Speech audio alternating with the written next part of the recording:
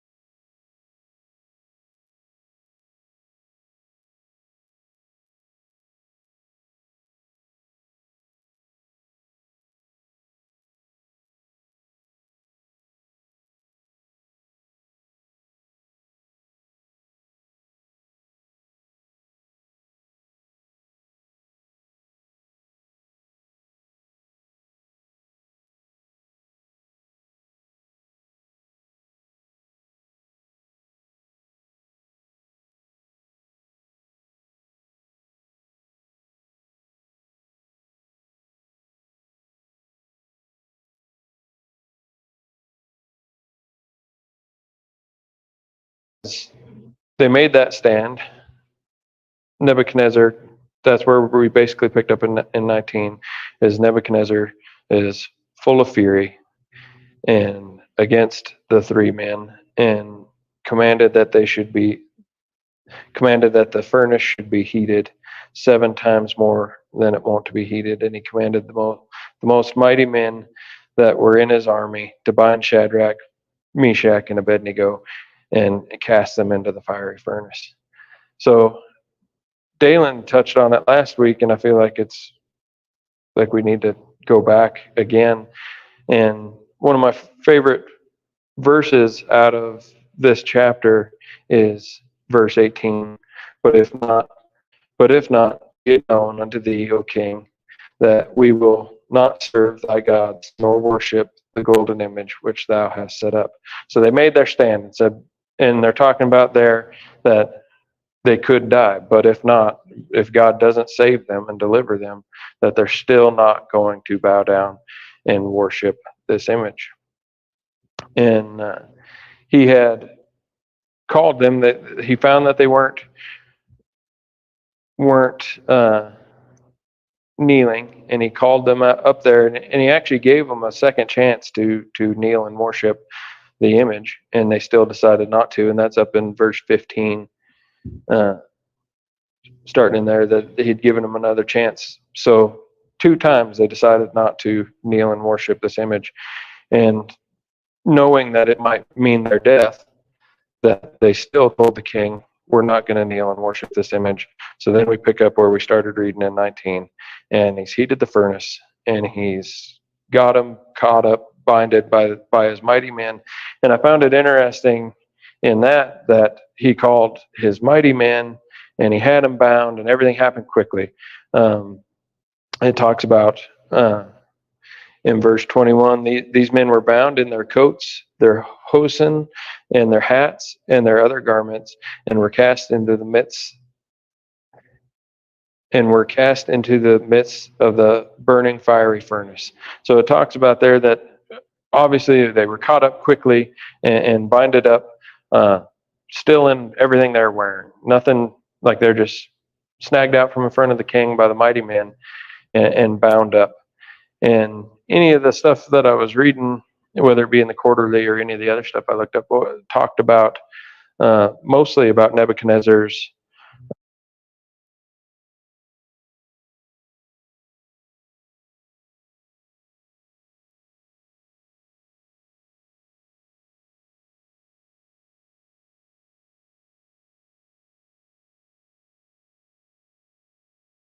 and now this is just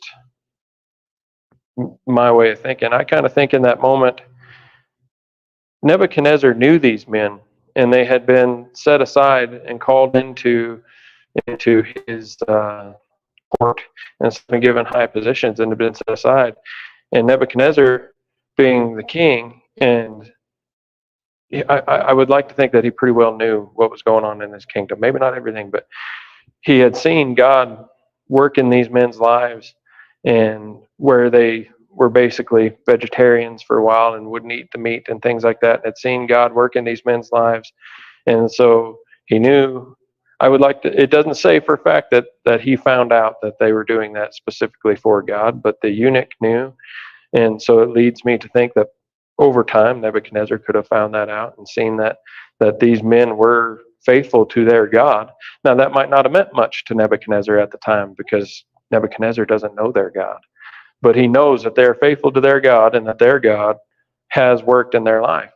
So, in my mind, I kind of think that in that moment, he had them snatched up, tied up, and wasted no time because he didn't want to give any time for their God to step in and save them. Because he knew that's what they're doing it for. They'd said that in verses 17 and 18.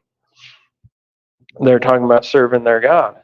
So he knew that their whole stance and they're willing to give their life in service of their God. So I kind of think that he snatched them up and as quickly as he could, trying not to give God a single opportunity to save these men, and making the furnace so hot that nothing could even go near it. Thinking there's no way, like if I insert all of my power, that there's no way that God will have time, nor will he be able to step in and save these men. So I found it interesting that people were speculating on the garments and why they were still wearing them anyway, because in all honesty, until I'd read the speculation about it, I hadn't spent much time thinking about it. But I think it was because Nebuchadnezzar knew that these men were taking a stand for God and that he didn't want to give God the opportunity, and thought that with his own power and might, by making them heat this furnace 7 times more than what it usually is, that Nebuchadnezzar thought that his power could overcome God's power and that he wouldn't give God the opportunity to step in and save these men. So picking back up in verse 22, therefore, because the king's commandment was urgent and the furnace exceeding hot, the flame of the fire slew those men that took up Shadrach, Meshach, and Abednego. And these 3 men, Shadrach, Meshach, and Abednego, fell down, bound into the midst of the burning fiery furnace. So the furnace was so hot that I would assume as they got close enough to the fire, because of what I know about how fire works, which isn't a lot, but from what I know about how fire works, is these mighty men were carrying these 3 men, Shadrach, Meshach, and Abednego, up to the furnace to throw them into the furnace. The fire's so hot that the gases burn their lungs, sear their lungs shut, and they die. Because before you ever get burnt by an actual flame, that's what fire is going to do to you. The gases coming off the fire are so hot when you take in a breath, it will sear your lungs together and you will die. And that's most likely how these mighty men died. And so these men are dying, and they drop Shadrach, Meshach, and Abednego, and down into the bottom of the furnace they go, but they're not dead. They're not dying, they're not hurting. Picking back up in verse 24, then Nebuchadnezzar, the king, was astonied, and rose up in haste, and spake, and said unto his counselors, did not we cast 3 men bound into the midst of the fire? They answered and said unto the king, true, O king. He answered and said, lo, I see 4 men loose, walking in the midst of the fire, and they have no hurt, and the form of the 4th is like the Son of God. So before I jump on the T-ball that's teed up there for somebody to hit when they're reading this. I see that when they went into the fiery furnace, the only thing that didn't make it was their binds. And I don't know if those binds, as they went into the furnace, I don't know if they burned right off of them, and that was the only thing on the men that burned was those binds, or if when the fourth, which is like the Son of God, when he showed up, if he untied the binds and let them up. I would like, for some reason in my mind, I have it stuck that when they went into the fire, those binds burned, because God wasn't going to let Nebuchadnezzar have any power over these godly men anymore. That as soon as they went into the fire, those binds were burnt off of them, and that was the only thing in this whole thing that caught fire. Actually, I can't say that it's the only thing that caught fire, because I think something else might have later in the story. But Nebuchadnezzar himself says that he sees a fourth man in the fire, and it looks like the Son of God. So I'm going to go ahead, because it doesn't say that it was Jesus, but it pretty much says that it was Jesus. So I think that was when Jesus showed up. And in my little outline over here, I kind of made myself some like bulletin points to try to keep me focused, which isn't working because I haven't looked over there even yet. But one of the things that I wrote in my notes is that I gotta find myself now. I've really jumped. Really, my notes are pretty well useless now. Kind of happens to me from time to time. But one of the things that I was writing in my notes there about when Jesus showed up was, at first, when I was praying about it and thinking about it, I thought to myself, well, Jesus showed up in the fire to lift up Shadrach, Meshach, and Abednego, and to give them something to follow in the fire, because they had great faith that led them to the point to believe that God would save them, and if God doesn't save them, that God would take them home. And but as I thought about it, I thought to myself, these three men had Jesus before they ever went to the fire. They had God before they ever went to the fire. I believe they could have been thrown into the fire, and their faith would have sustained them in the fire without Jesus ever showing up, because their faith was there before they ever hit the fire. And it made me ask myself, well, who's there when I'm in the fire? And who am I looking to when I'm in the fire? And then I asked myself, why then, if these men had Jesus, why then do I think that Jesus showed up in that fire? And then as we read on, I'll just go ahead and read to the end of the chapter now. I think we find out. Where to leave off here? If I can find myself. Sorry, I'm kind of slow in finding my verses. 26. Then Nebuchadnezzar came near to the mouth of the burning fiery furnace and spake and said, Shadrach, Meshach, and Abednego, ye servants of the Most High God, come forth and come hither. Then Shadrach, Meshach, and Abednego came forth of the midst of the fire, and the princes, governors, and captains, and the king's counselors, being gathered together, saw these men, and upon whose bodies the fire had no power, nor was a hair on their head singed, neither were their coats changed, nor the smell of fire passed on them. Then Nebuchadnezzar spake and said, Blessed be the God of Shadrach, Meshach, and Abednego, who hath sent his angel and delivered his servants that trusted in him, and have changed the king's word, and yielded their bodies, that they might not serve nor worship any god except their own God. Therefore I make a decree that every people, nation, and language which spake anything amiss against the God of Shadrach, Meshach, and Abednego shall be cut in pieces, and their houses shall be made a dunghill, because there is no other God that can deliver after this sort. Then the king promoted Shadrach, Meshach, and Abednego in the province of Babylon. So I said nothing else caught fire there, but when I read that, I think that maybe Nebuchadnezzar's heart might have got a little fire in it there, and he came and acknowledged the fact that Shadrach, Meshach, and Abednego goes God is the only God that could deliver someone like that. So I think when Jesus showed up in the fire, he showed up for Nebuchadnezzar. Because Shadrach, Meshach, and Abednego didn't need him. They knew him. They had that faith. They would have been saved through their faith without Jesus showing up. So when Jesus showed up in the fire, I think he showed up for Nebuchadnezzar. That Nebuchadnezzar had these men through their faithful, what's the word I'm hunting for? Through their faithful testimony, through living their life for God, for their faith, that he had seen them time and time again stand in their faith and stand firm to what God had called them to do and how he called them to be, not to eat of the meat that was sacrificed to idols. And then when they were asked to fall in worship, that they wouldn't do it, not knowing for sure that they wouldn't burn to death. That when they got close to the fire, that they too wouldn't die and go to heaven, but knowing that in their faith that they would go to heaven. So either way is a win. And so these men had that faith to carry them through that. I don't think Jesus needed to show up for them in that moment. He did, but he was always there for them. That's I hate saying the term that he didn't show up for them, but he never left them. He was always with them. God would walk with them through this whole entire time. And I feel like, how often do we do that in our lives, that when we hit a trial or a tribulation or something, that we all of a sudden feel like God's with us there, but we didn't ever acknowledge him before we really got there. We might acknowledge him from time to time, but we're so guided by our feelings that we do this number. And I know I'm guilty as anybody.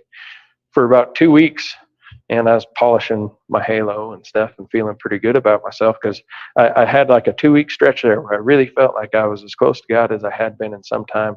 And then I woke up Thursday morning and I was going to go spray weeds, and just one of those deals where I woke up and things weren't quite going right, and I let myself start slipping, and I started putting things back between me and God, which he never left. He was still there. He's still in the same spot as he was. It was just me and my temper and in my sin and stuff, that I'm putting things in between me and him that is either clouding my vision of him or keeping me from him or seeking him.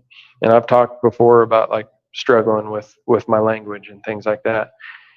And when I do slip, and it's something that I battle with all the time, and when I do slip, and I've gotten pretty decent about it now, but when I do slip, like I can, as soon as I get a couple of days past it, I can see how I myself in that sin have put things in between me and God that keep me from being as close to him as I can, that maybe interrupts my prayer life, or I maybe let it interrupt my Bible reading, or all these things that are avenues for God to speak to me, that I let these things interrupt me. And most of the time when I get like that, it's because I feel like I'm just so busy and got all this stuff and things like that. So I let my mind go to racing and thinking of all these things and how I'm going to do it, and it leads me to a path and leads me to some of those things that I struggle with in sin. And I see myself putting things in between me and God that keep me from him. So as I was going through the end of this chapter, I was thinking to myself, I doubt anybody here is ever going to face a fiery furnace. I doubt the mayor of Craig is ever going to be like, that's it, heat the furnace up, we're throwing some Christians in. And but I do think that as believers that we face many things that require faith. I mean, all the time we face things that require faith. One of the things that has been on my heart a lot lately is I think it was last week or something, that I'd asked for some prayer for a family that was on the Front Range that I was acquaintances with, and I even talked to Dalen about this slightly in the shop at my house one day. But there's a man that I knew that I was acquaintances with, and his name was Brent, and he got in a horse wreck. And what had happened is he was sorting some cows and was kind of on a green type horse, and he asked this horse to get over in front of a cow, and that horse kind of boogered and kind of halfway run off, it sounded like, but ended up stumbling and falling down. And when he fell down, Brent hit his head on the ground, and then that horse rolled over the top of him. And when he rolled over the top of him, I'm assuming that he'd had some lung injury. So when he'd gotten to the hospital, they were stabilizing the most immediate need. He needed to breathe. Can't live with if you can't breathe. So they're stabilizing his lungs, and it took him a few days to get his lungs stabilized enough. And they did preliminary tests, and we're looking at his head and things. But it took him a few days to get his lungs stabilized enough that they could really look deeply into his brain outside of the immediate, like, is he bleeding in a place that's going to kill him immediately? So they stabilized him in a few days. And in those few days, everyone was really asking for prayer. Brent was a believer, and he surrounded himself with believers, and he surrounded himself with a lot of people. And there was hundreds, if not 1,000, some people that were praying for him. And in, I think, 3 or 4 days, something like that's time, he was stabilized enough that they went in and looked at him, and they found out that his brain stem and a part of the middle of his brain, and a lot of this is just little bits of knowledge that I have from reading updates on this deal. So, but they found out that it was too damaged, and then he was not going to wake up, that he was brain dead. So he had passed away, and they were basically just keeping him alive at that point. And I seen another associate of ours that we both knew, and he was really struggling. I think he struggled before, but he really got mad at God. Everybody had been praying, and everybody had been doing that, been praying and praying for a miracle and praying for God to work in his life. And how many times have we seen that in our lives? I've had loved ones pass away. I've had struggles myself that God didn't take me out of the struggle. He didn't take these men out of the fire. He didn't take them out of the kingdom of Nebuchadnezzar. He kept them exactly where he was. And in keeping these men there and allowing them to face this trial and allowing them to face this fire, he both tested their faith, which I wrote down in the quarterly. There was a quote that I think was actually from Wiersbe. Is it Warren Wiersbe, I think?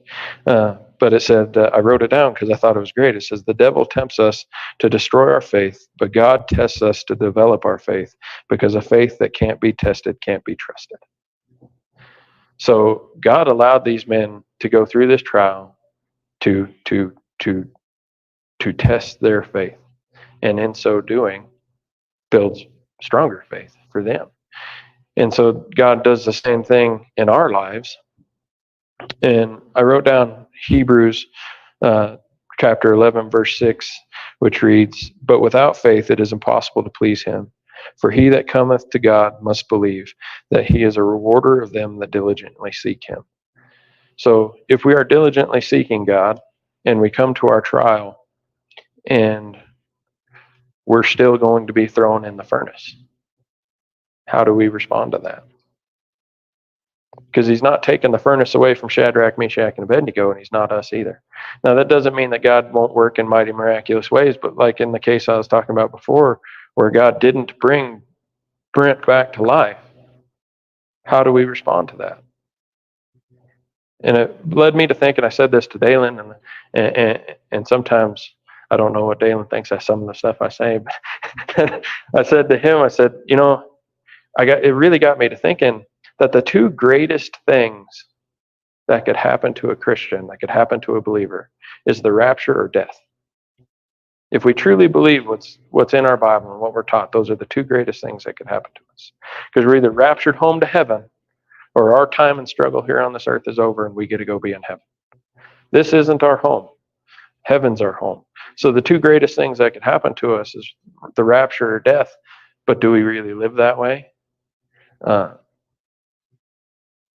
know the struggle of losing somebody that's close to you, and that is just what's on my mind right now. But there's 1,000 struggles we could all think of that are our fiery furnace, so to say, that we struggle with, and that we're praying about, and that we need to be, as Dalen talked to me in our shop, that kind of changed some. I think I thought the same way, but the way he put it is a lot better. But that changes the way we kind of pray on some of those types of things, in the fact of, am I going to pray that I am mature enough to handle God's will and what He decides to do in each situation? Because that was something that I'd always thought of, is that I'd always prayed for God's will in those situations and things, and I hadn't prayed as much for the maturity for which to handle whatever it is that is God's will. And I've talked about facing hardships and struggles like death and loss and things, but what things do we face that, like Shadrach, Meshach, and Abednego, the reason they were being thrown in the fiery furnace is because they took a stand for God. So what things in our life might keep us from taking a stand from God? Because oddly enough for me, I find it to be way less scary than a fiery furnace. Like, what keeps me from walking out on the street corner and proclaiming the gospel or something?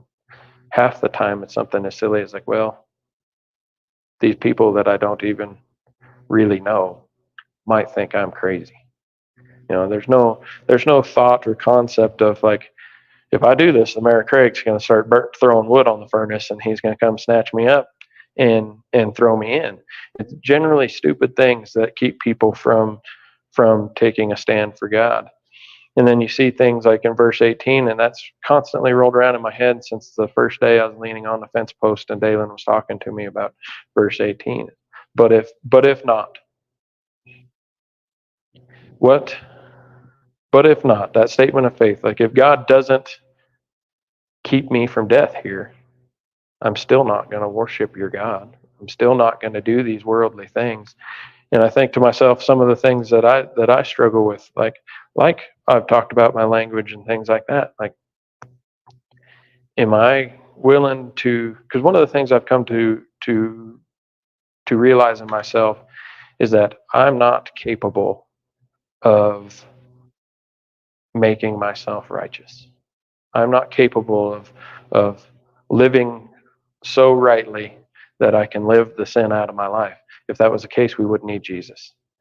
So I've got to seek Jesus every day for my struggles with my language, for my struggles with my temper, for any of the struggles. Those two things are probably two of the biggest things that I struggle with on the daily. And I struggled for a long time thinking, when I was coming to church and early in my walk and stuff, I'd come to church and it always seemed like the pastors or the teachers, like, had it all together. That they didn't struggle with sin in the same way that I struggled with sin, and it wasn't this daily battle. But that's just not true, and it's not the way it is, and that isn't what the Bible teaches us. And every single one of us struggles with sin, and our sin just might be different than the person sitting next to each other. And so every day I've got to make the decision that I'm going to deny myself, die to myself, and seek Christ in my life every day, asking Him, pleading with Him to please take these sins out of my life. And one of the driving forces for me now in that is my kids.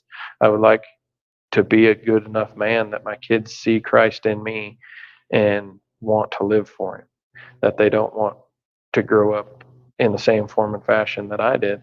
But that's a stand that I choose to take every day, in a battle that I fight every single day. And nobody's going to throw me in the furnace over that. And that's one that I'm honestly really comfortable with.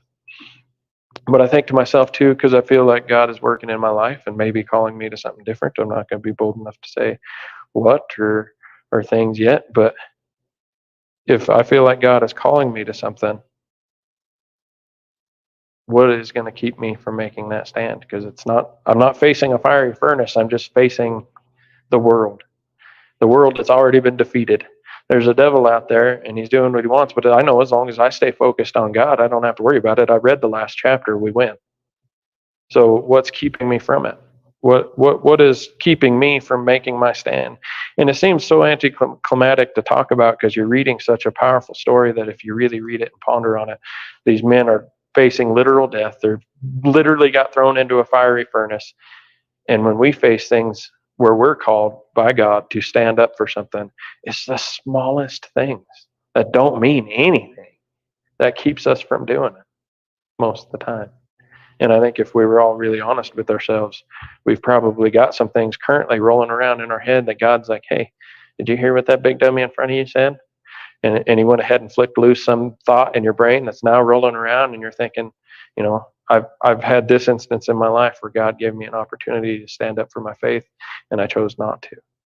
Or God is giving me this platform in which He's asking me to stand up and make a change in my community or make a change within my church, and I'm on the fence about it. I've got a lot of doubt and a lot of fear in it. And most of those things are all really small things. Most of them all boil down to pride. And it was Nebuchadnezzar's pride that started this whole mess. Nebuchadnezzar's pride is what drove him to anger. Nebuchadnezzar's pride is what caused him to heat the furnace and throw the men in there. I mean, Nebuchadnezzar could have just walked up to Shadrach, Meshach, and Abednego and been like, I see that you have a great faith in the God that you serve. Can you teach me about him? Can you tell me about him? That was an option. He didn't have to go through the whole rigmarole of throwing men in a furnace and then watching God show up and being like, oh man. And then one of my final thought on the chapter was, and this is, I think, God speaking for me too, because throughout my life, so much of my life, I was, and I still am this way. I'm a fighter. There's a fight to be fought. I want to fight it. But in none of this time, when Shadrach, Meshach, and Abednego were about to be thrown in the fire, does it say that they ever tried to defend themselves? Not once. And I don't think, in the man that I am currently standing before you, apart from God working greatly in my life in that minute, I don't think that I would let even a bunch of armed men walk over to me, snatch me up, tie me up, and go throw me in the fire.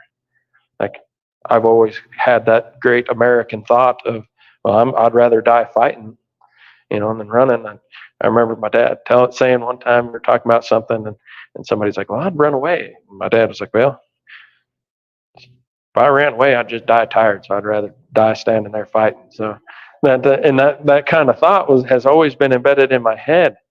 But it's funny to me that you see in these instances that just isn't how God works. God didn't want, in this instance, it's not that he does it every time, but in this instance, he didn't empower these three men to, do something like take the jawbone of a donkey and kill all these guys and take over the whole kingdom. But isn't that the same way that Jesus came back?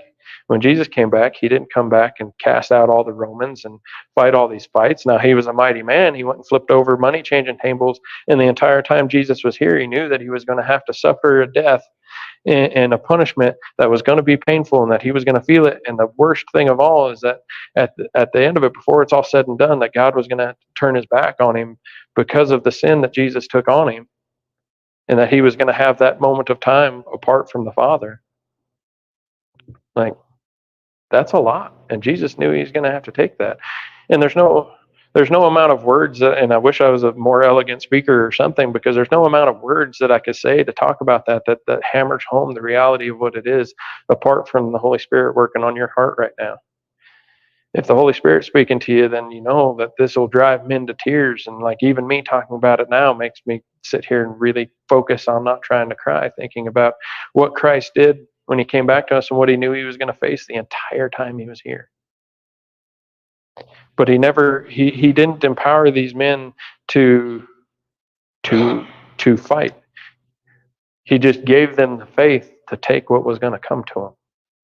And I think that's something that is important to keep in mind, especially for people like me, that he doesn't necessarily call me to fight as much as he doesn't every time call me to fight,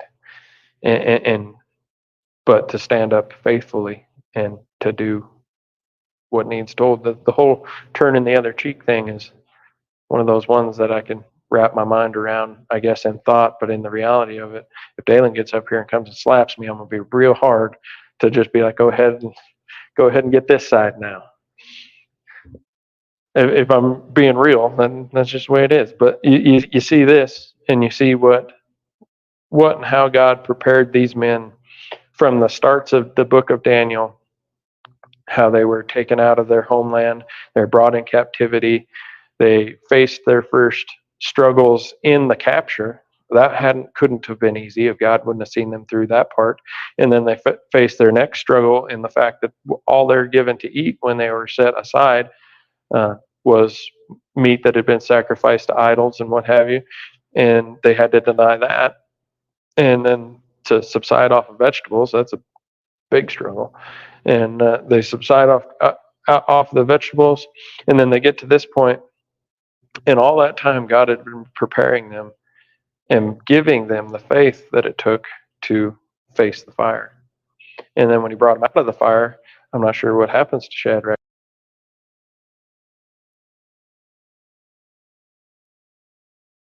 After they came out of the flames than it was before they went in it. And then as I'm standing here talking, one of the things, and again, it's something that Dalen has said, is that you never have an interaction with Jesus and leave the same. And I think when Jesus showed up in the fire, that's evident in Nebuchadnezzar's reaction to what he saw and what he witnessed, and that in the faith of these men. But I think I basically touched, bouncing off back and forth around all the things that I'd written down, even though apparently this is not the way for me because it didn't work and I didn't follow it. But that was what God was putting on my heart with these things, and what I had gotten from studying and reading this. And with that, I'd like to pray, and then we can have some questions and stuff if you all have any. Father, I thank you for the opportunity to be here today. I thank you for the opportunity to read your word and to study your word. And I just pray and ask that you would speak to our hearts, and that you would give us wisdom and understanding that we could take with us into our lives and into the things that you're calling us for. I pray that the people that are here today, that are in this church here, I pray that they would be bold, and that they would take a stand in the community here and in their church, and that they'd be faithful to whatever it is and whatever task it is that you call us to. And I pray that as a body, as a church body, that you would help us to be there for one another, to lift each other up, and to encourage each other in whatever work it is you have for all of us to do. Because I know that you have a task for everyone that's here today, and anybody that'll ever come to you. And I just pray these things in Jesus' name. Amen.